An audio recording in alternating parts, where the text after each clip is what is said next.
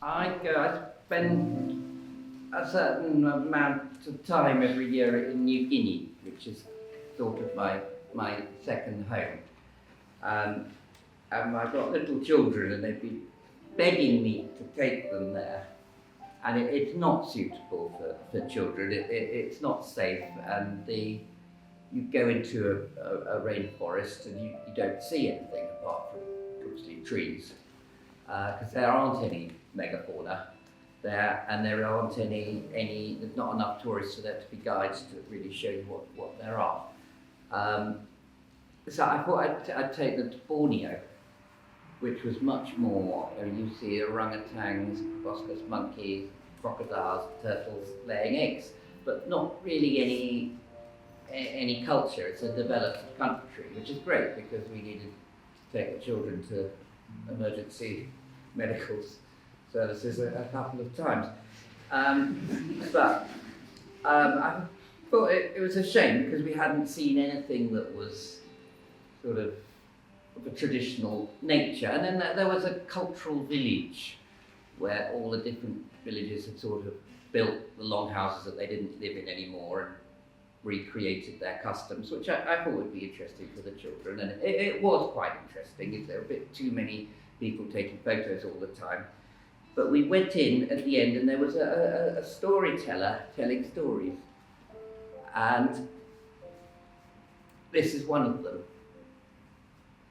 So there was a girl, a very beautiful girl, and this was in the time before time where every year and every life was the same, and it always had been and it always would be. And there might have been a rumour about a great salt lake beyond the mountains, but no one really believed it or cared. And where spirits walked amongst men, and spirits did nasty things, and spirits did good things. And this girl looked around her, and she looked at her future, and she saw that she would marry some man who might or might not be nice to her, and she would have baby after baby after baby, and she'd have to work in the garden, and she'd have to make house. And she didn't think it was much fun as an idea. She thought and thought and thought about what she should do. She decided that what she needed was a really stupid husband. I can see quite a few women nodding. It's been a successful tactic. So she looked around, and there was one man, Ruttock, in the village. He was rather ugly and very stupid, and he did everything that his mother told him to, straight away. Now, you've got one of these. And she thought, well, he's perfect. The thing is, of course, because he was ugly, I know what you're thinking, there's nothing really wrong with ugly people, is there?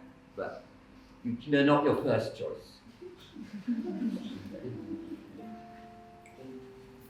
I can't say, actually, because I was going to open a branch of my museum in King's Lynn, sponsored by the town council, but then one of the councillors found out that somewhere on the internet I had this student project called the League Against Ugly People. We're going to ban all ugly people. We're also going to make all the doors in public transport and public buildings very thin. So, but there was a student project, and it was about Jonathan Swift's modest proposal for eating babies in Ireland. But it didn't go with England. I guess I'm not going to say anything about ugly people are lovely, so there wasn't.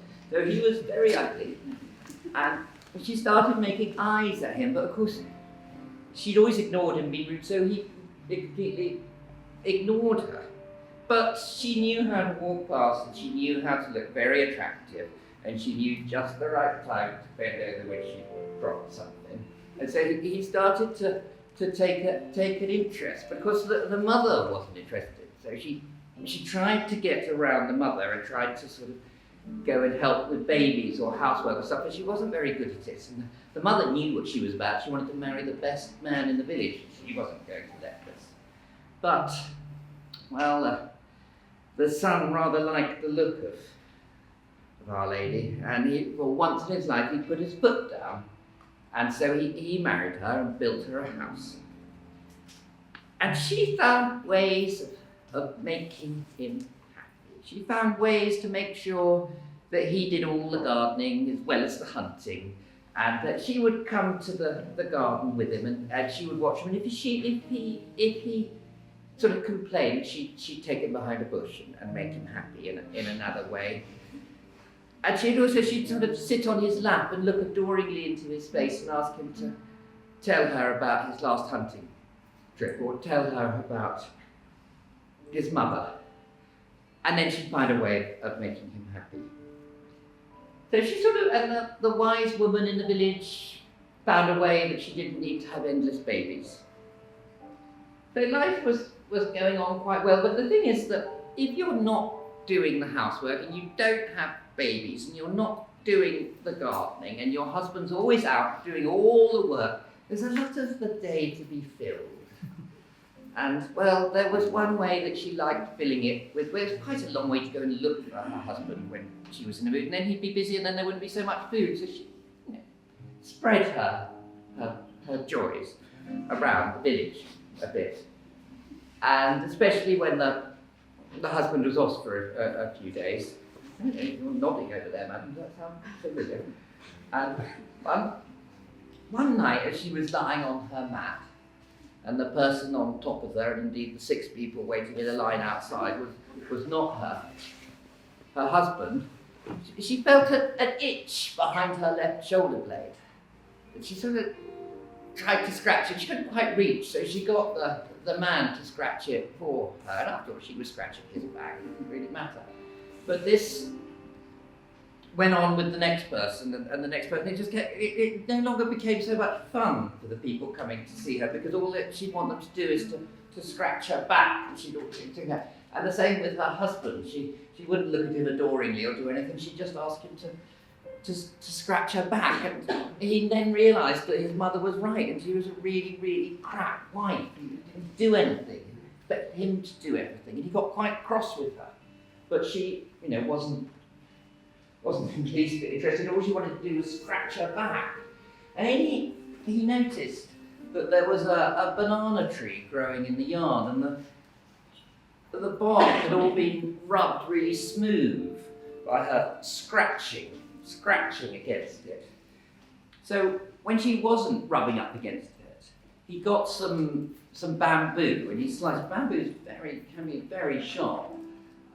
Make wonderful knives, and he put little slivers of bamboo in it, and he waited, and when she came, she started to scratch, and of course, that felt really, really good. It really scratched deep.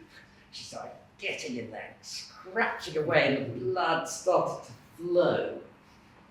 And he came and he looked, and he saw out of these great big slices in her back came a swarm of tiny little insects. Well, he squashed as many insects as he could, and then the village chased her out. But there's always a warm welcome from some people for a beautiful girl.